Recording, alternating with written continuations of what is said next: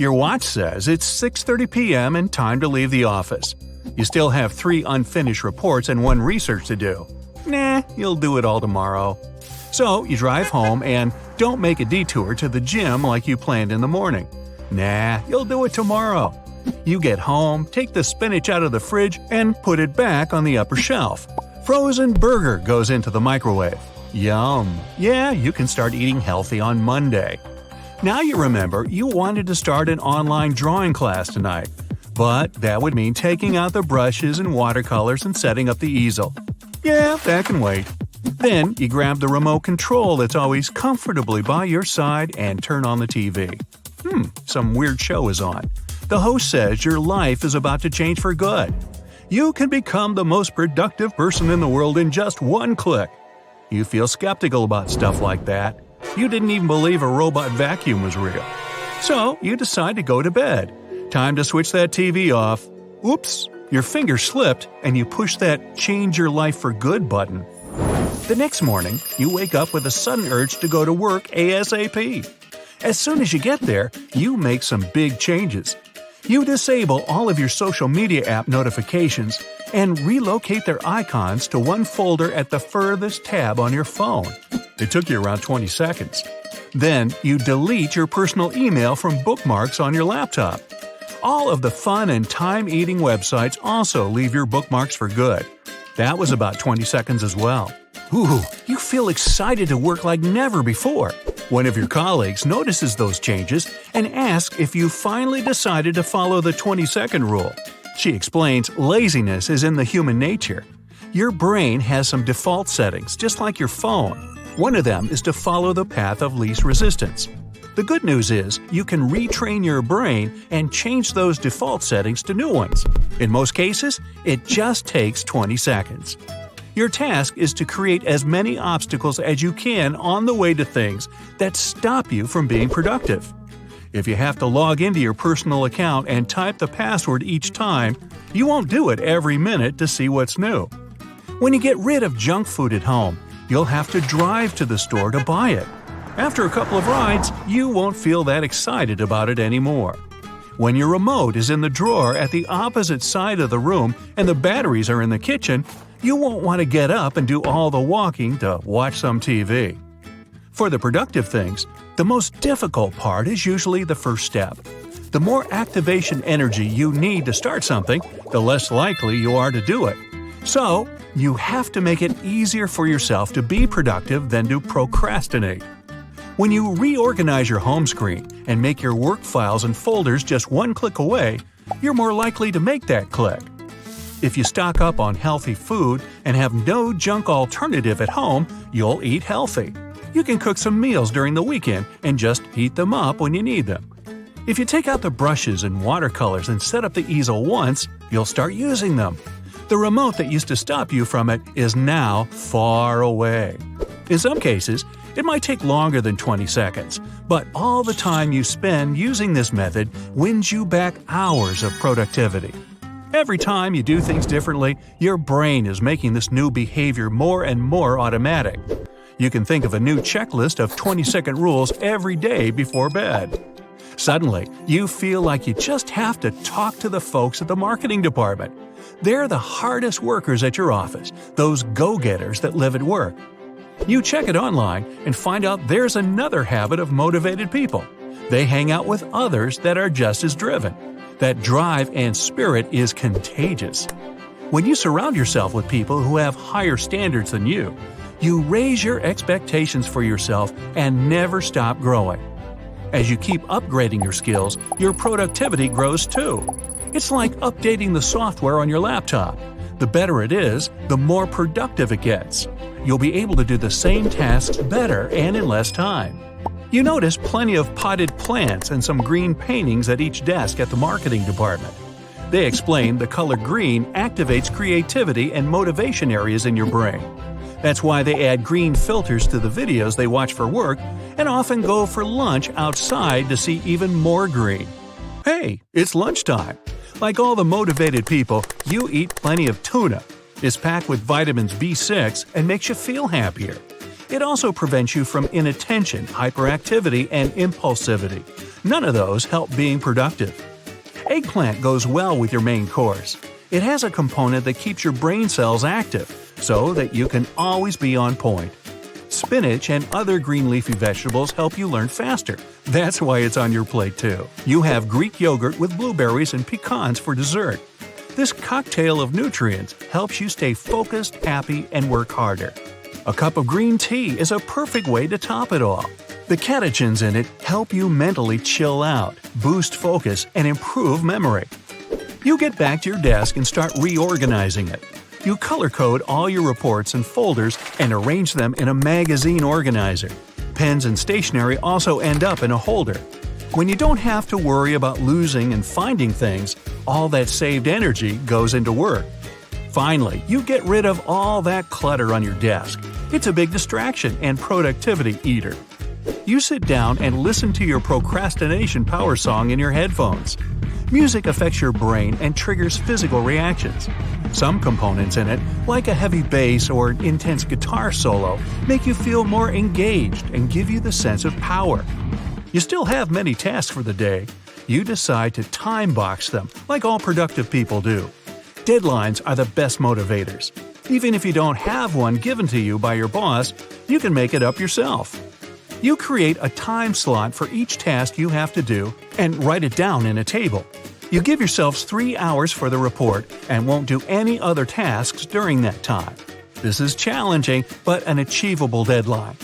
Meeting them one by one is super satisfying. Work for the day is done. You head to your favorite restaurant to meet up with friends. The first thing they notice about you is your new high power pose. They know the way you hold your body can change the way you are. When you have your chest out, your arms spread, and don't slouch, it looks like you're trying to take up more space. Even if you hold it for just 2 minutes, it boosts your confidence hormones.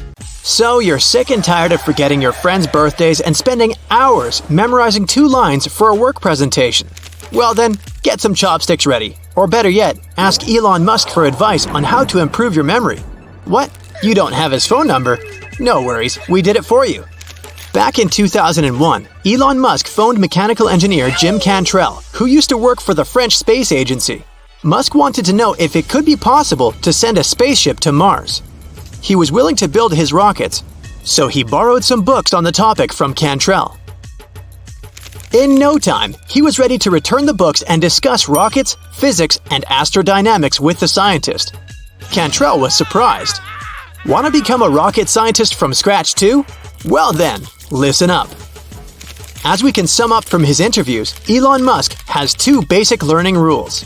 First, you gotta make sure you're building your own tree of knowledge. If you want to go beyond your limits of learning, start with a trunk and big branches, and only then get into the leaves. And by now, you might be wondering, what on earth is he talking about? Well, let's say you're learning a new language. Instead of remembering individual words, you should start with some general rules. When you understand and memorize those, you build a strong trunk for your knowledge. It works for anything you're trying to learn, from physics to TikTok trends. The second rule is that you can't remember what you can't connect. Elon Musk never learns anything at random. He connects every new piece of information to some deeper, more solid base he already has. So instead of collecting tidbits of knowledge and throwing them into a fire that will eventually burn out, you have to discover ways to connect the leaves and branches of your knowledge trees and let them bloom. To help your trees grow, you gotta surround yourself with people who are the best in their field. Can't invite the world's brightest minds for a barbecue in your backyard? Well, at least make them virtually present in your life. Watch their interviews, listen to podcasts, and read as much as you can. Musk recommends books about other geniuses and reading as much as you can in general.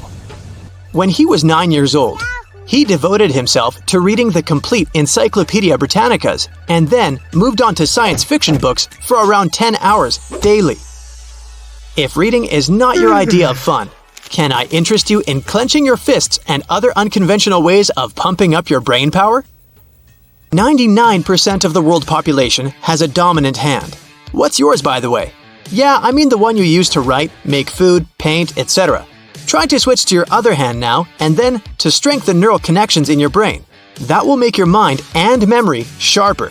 Use your opposite hand while brushing your teeth, cleaning, or washing the dishes. It might seem hard the first time you do it, but it'll give your brain the perfect kind of stimulation by adjusting. Just keep practicing this exercise regularly. And don't do it while you're driving your car. Zumba, salsa, jazz dance, hip-hop, dance your heart out as often as possible. Enroll in dance classes, or watch an online video with some dance moves you've already thought looked cool when others were doing it. When you learn new dance moves, you boost your memorizing skills and processing speed. Try using all your senses in everyday life. Visit a farmer's market, travel, garden, bake a batch of cookies, take notes at a meeting, or try a new restaurant. Whatever you do, focus on touching, tasting, smelling, hearing, and seeing things all at the same time. The more senses you use, even for something you do every day, the more brain power will involve in keeping that memory. Spice up your daily life. Take a new route to work, put your calendar on the other side of the table, or try a new type of coffee. Pay attention to details you usually ignore. Can you tell how many plates you have in your kitchen cabinet right now? Count them or the number of stairs you take every day. Also, try taking a shower with your eyes closed. Doing things using the sense of touch will signal your brain about them and give it a good workout. Still waiting for the fist clenching part, aren't you? In 2013, psychologists from Montclair State University experimented. They concluded that clenching the right hand for 90 seconds helps in memory formation. If you do the same with your left hand, it can improve your memory recall. They asked 50 adults to remember words from a long list. Those who clenched their fist could recall more words, believe it or not. The researchers believe that clenching a fist triggers specific brain regions responsible for memory processing. Can you remember the name of that girl someone introduced you to at their birthday party? Or that nice mechanic who helped you fix your car? You'll probably recall their face, but the name is a different story because it doesn't tell you that much about them. If you want to give your brain another dose of a workout and make an effort to remember that data, just say it out loud. Repeat all the things you've just thought, read, or heard out loud. It will strengthen your memory. Read aloud. Go back to those things through longer periods of time, every few hours, every day. That's how you master complicated data and skills. Build your own memory palace. Put the memorabilia back. I'm talking about another memory technique here. Choose a place that you know really well, your hometown, school, or maybe your closet. It's ideal to choose the one that is large and has many details. Let's say your house. Now think of a route that goes through that place. You enter through the front door. What do you see next? Your kitchen? Okay. Now choose the location where you'll store the information you want to memorize. Each spot has to be unique. It can be a separate room or an object in that room. Now, grab a piece of paper and draw your palace in every detail. Once you're done, close your eyes and visualize the image. Open your eyes and compare the image in your mind with what you have on paper. Keep practicing until they match perfectly. Divide the information you want to memorize into chunks and spread it throughout your palace. If you're trying to remember a speech by heart, locate the first phrase on the doormat, and further, line by line, around the house. Make up your coding system. Use more than words and numbers. A swan can replace a number 2, and a marching orchestra can stand for march. The first thing that can tell something about a person is the way they walk. Those who walk fast and confidently hold their head up. They're focused and great problem solvers. If they walk with their head held high, having shoulders back and chest forward, then they're sociable. These people like spending time with others and enjoy the appreciation. They're also easily bored and like the challenge. If a person walks with an average pace and looks relaxed, then they're, relaxed. They're calm and tend to focus more on others rather than on themselves. They're also easily influenced. Those who walk with a medium pace but in confident strides are very cooperative and good listeners. They're loyal and a bit dependent on others. Those who walk slowly and keep their head lowered are likely to be introverted and shy. If they cross their arms, then they're probably vulnerable and like to be alone. So here's a trick. If you want to appear confident when you walk in somewhere, especially if it's an important business meeting, Always check your body language. To always remember making sure of that, you can use a doorway technique. Use something, for example a doorway, as an anchor. Whenever you walk through a doorway, teach yourself to check your body language. Pay attention if you're walking straight, if you're keeping your head up, or other minor details. Do it every time you walk through any doorway. Later, the doorway will become a natural trigger for you, and you'll automatically correct your posture every time you walk through it. Okay, back to the clues. Pay attention to the way the person is dressed. You probably don't wear something that's not your style or vibe, and neither do other people. People who dress casually are easygoing, value comfort, and prefer to be themselves, not feeling the need to impress anyone. People who wear clothes with colorful patterns are creative and like to express themselves through what they wear. Those who wear designer clothes displaying the logos like to show off and show their status. People who wear their working clothes are workaholics who value themselves mostly through their job and achievements at work. Those who have official style and wear formal clothes are sophisticated and assertive. People who wear sports clothes are confident. Those who wear neutral colors are closed and don't like to draw attention to themselves, preferring to stay in shade. Even the choice of shoes can tell you something. In one study, people were shown photos of people's boots, and they had to describe the personality of the person to whom the pair of footwear belonged to. Surprisingly, the descriptions were pretty accurate. So, people who wear comfortable shoes are agreeable. People whose shoes are new or just in perfect condition are clingy and anxious. Ankle boots lovers are pushy. If a person has a bag, pay attention to how they carry it. If it's in front of their body, kept close, then they're a cautious and shy person. Now, let's turn to the handshake. It's not just a social ritual, but also a way to get the first impression about the person. A dominant handshake is when the person flips their hand over yours with their palm facing down. This is a dominant person trying to show who's the boss here. They like to take control over others, don't like to take anyone's opinion into account, and might even be a bit pushy sometimes. A submissive handshake is the opposite position, where the person's palm is facing up and their hand is covered by yours. This means the person isn't confident, and you can easily dominate them if you wish. Another one is a floppy handshake, where the person doesn't really give your hand a shake. It's one-sided, and it appears like it's just you who give them one. This handshake means weakness and indifference. There's also a double-hand handshake. It's when a person uses both their hands, usually placing the second hand on the back of the other person's hand. This type says the person accepts the other person's dominance, but invites them for discussion. It's typical for honest and open people who like to talk things through and have a conversation.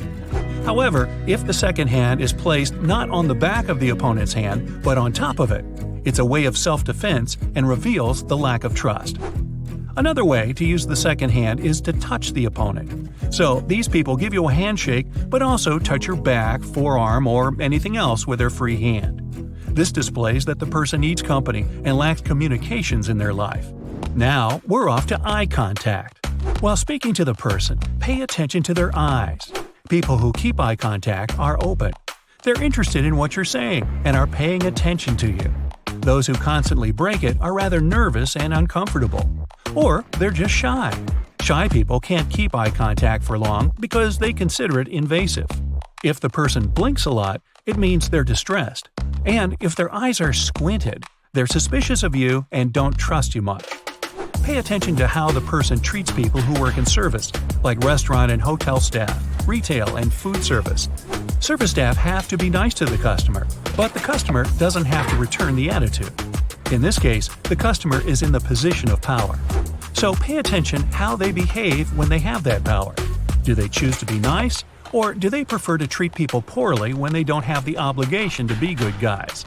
Power reveals people's true personality. If a person appears to be nice with you, but they're rude with a waiter in a restaurant, they're not a person to be trusted. Overall, how polite the person is also a good indicator of their identity. Yes, if a person knows and uses words like please and thank you, then they must be a good person who is considerate and empathetic and respects other people. And, well, if they're rude to others, especially to those who have a lower social status, then they're overprivileged and, well, simply rude. Interestingly, the way animals react to a person can also tell a lot about their personality. Animals don't judge anyone by their looks, their way of thinking, or education. So, they're way harder to mess up than with people. Animals draw their opinions based on people's vibe, body language, and facial expressions, which are way harder to control. Some believe that animals just have some sixth sense, and they can smell if a person is good or not. So if animals like someone, then it must be a nice person. That's it for today. So hey, if you pacified your curiosity, then give the video a like and share it with your friends. Or if you want more, just click on these videos and stay on the bright side.